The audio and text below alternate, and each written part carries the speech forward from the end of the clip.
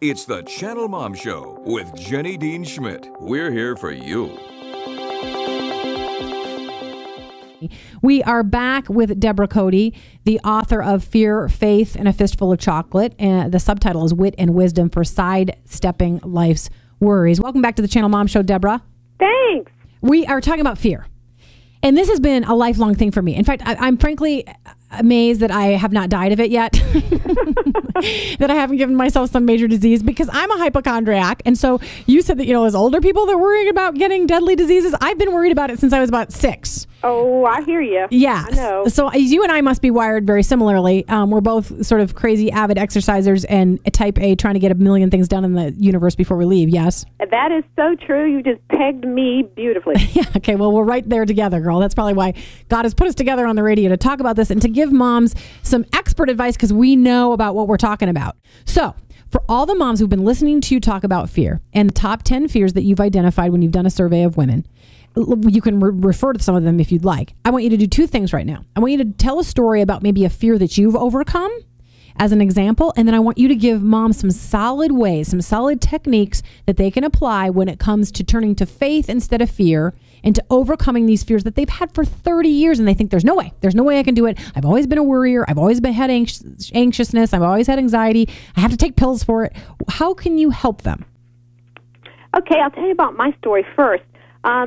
This was one that I wasn't even aware that it was a fear of mine, but it had changed my behavior for my whole life, I suppose you would say. And it's an example of one of the categories of fear that I call a saturating fear, which is an invasive fear that often originates us in childhood, and it permeates our lives in ways we don't always see and becomes kind of enmeshed in our personality.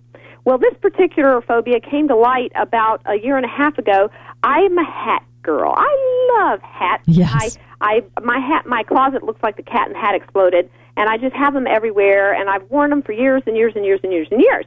Well, my kids, as they were growing up, used to say, please don't wear those gosh awful things in front of our friends. You're embarrassing, and I would wear them anyway, and I never really thought about why I like to wear hats so much. Yeah. I just thought, well, you're a hat girl or you're not, and I guess I am. And then about a year and a half ago, I bought a new hat, and I was saying something about it on Facebook. And a person responded from my past. It was a childhood, I think she was 6th, 7th, 8th, and 9th grade friend of mine.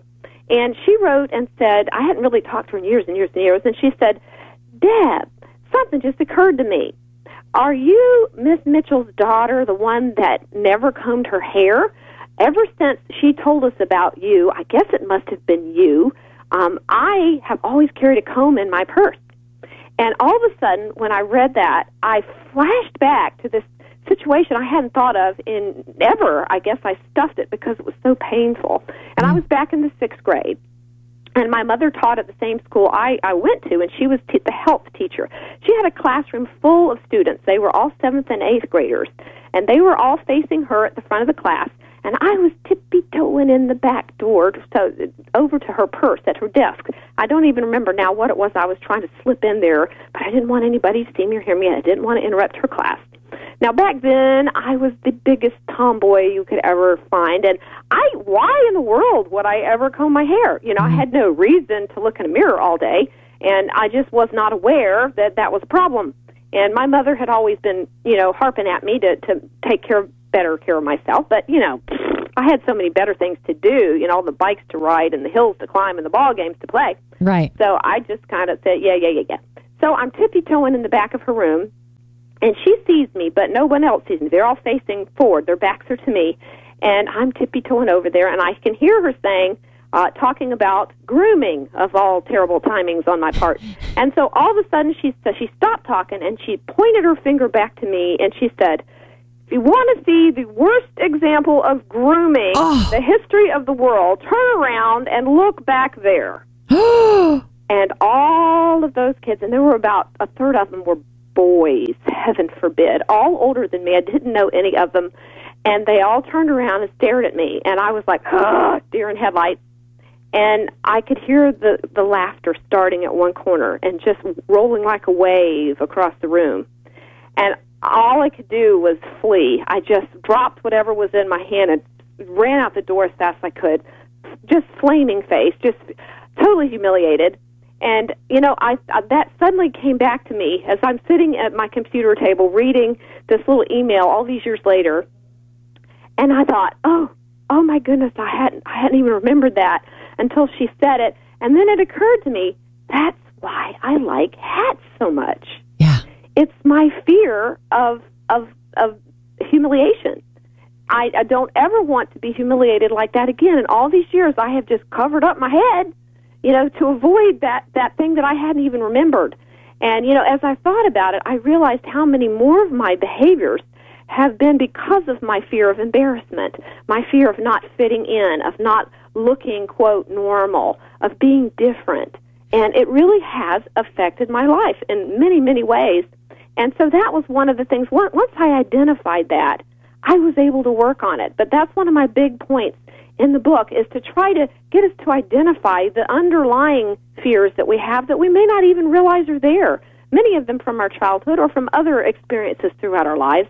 And then once we realize they're there, we can use some basic tools to try to deal with them. You opened up a whole big can of worms that we don't even have time to talk about. But first of all, it makes me... Did you cry when you remember that, when you had that memory? When you cried for 2 days. Yes. Yes. I mean, I almost wanted to cry. Mixture of relief that all of a sudden I knew that I had found an aha moment. This was a deja vu. It was just something I needed to know that I didn't, and I was relieved a little about that. But I was also, I guess, humbled that I really am. I still deal with this fear. Yeah, and weren't you sad for that little girl, for who you were? I was. I mourned for what she went through. I grieved for her. Yes, and is it okay to say, were you upset with your mom? That's another, speaking of cans of worms, I love my mother dearly, but she is the type of person, she's the school teacher in her that we're never quite good enough, my sister and I. We always had to work harder, and she felt that if she ever complimented us too much, it would go to our heads. So she was always, we were always working from a deficit to try to do everything right to please her. So I've always had a little underlying anger with my mom. Yeah. Always. And, for me to include that story in my book, I had to ask her permission. Yeah. And that was very hard for me to do because I don't want to hurt her, and I know that she was doing it out of her love for me, trying to make me better. Yeah. Not out of a critical spirit. So, she was gracious and allowed me to put that in there, although I could see that she never, ever even knew that never occurred to her that it affected me in that way until, we talked about it when I got ready to put it in the book. Well, and let me say this. Every mom who's listening today, and even men that are listening, I want you to think about what Deborah just said about never feeling like she was good enough, because I think so many people's fears come from that place. Come from that place of insecurity, come from the place of somebody in their life making them feel less than, and the humiliation that came with that, and literally the fear of failure and disappointing people. And it came there for you. You never wanted to feel that way again. And so I want every person to think about that, maybe where some of their fears derive from of insecurity, So true, and so many innocent things that we say to our children, we think they're innocent, but they do plant those same seeds of fear in them that they may harbor, and it may be years before they actually begin to grow in them. But, we've got to be careful with the way we treat our children and the things we say to them. Absolutely, we do.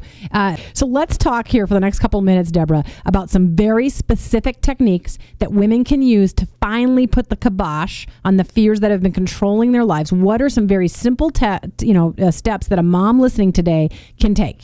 I have quite a few listed in the book, so I'm just going to touch on a couple here because of the time factor. Okay. But in my chapter about dissolving the worry wart, really, who wants to be a wart? Not me, not you.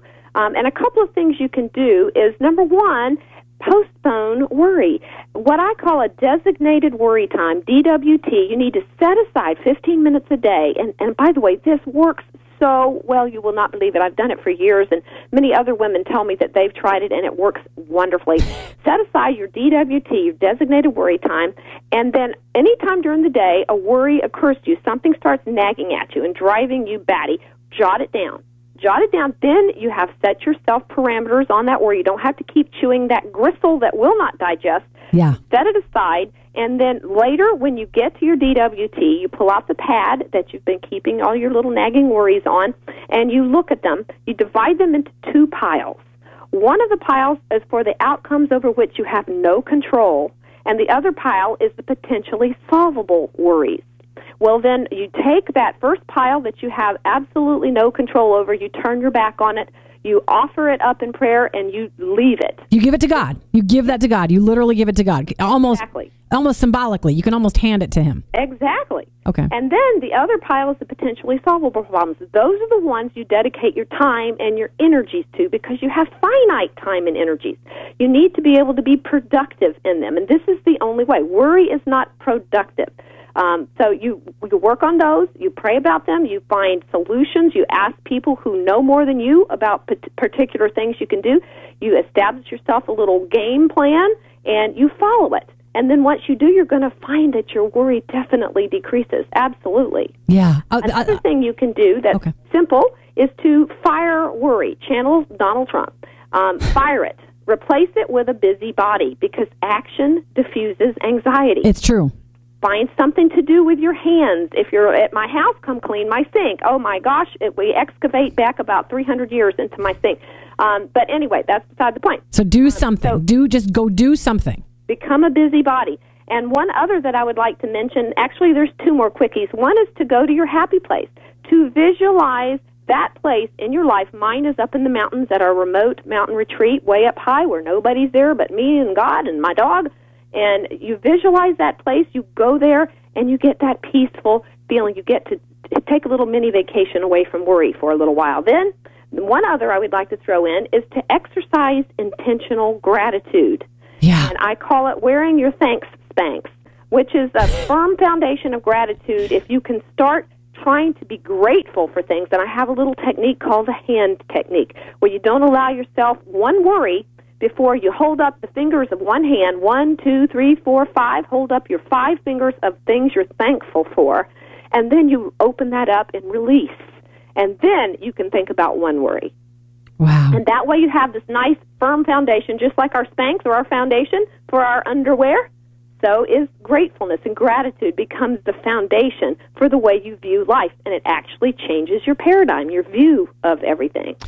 Thanks, Spanx, you call them. My thanks, Spanx. Yeah, I love it. I will picture putting those on. I was going to do a tip for busy moms, but that's going to be my tip for busy moms. Thanks, Spanx. And I want to add to it by saying I once made myself in a very worrisome time back when I was in television. I was doing some TV reporting on a fire, and it was near my house. And so I was thinking about not only the story, but whether or not my house was going to get involved in the story. Goodness. And on my way back, I way back from the story and being done with work for the day, I made myself for 35 minutes in the car think of everything I was thankful for and say it out loud. So I applaud you for that. We only have a minute left. I just want to say goodbye to you and ask you to tell people how they can find you on the web so they can order your book. Well, I'm at DeboraCoty.com. That's spelled DEBORACOTY. There's no H on Deborah, and it's T, Coty like the perfume, not like Wild Bill. He was the D. Okay. And also, just to mention that one of my books, Too Blessed to Be Stressed, is on sale right now. The ebook edition is 60% off at Amazon, Barnes & Noble, all kinds of different places online. So I'd love to have you take advantage of that. Wonderful. We love you, Deborah. God bless you. Thanks for being on the Channel Mom Show. Thanks, Jenny. Love you, too.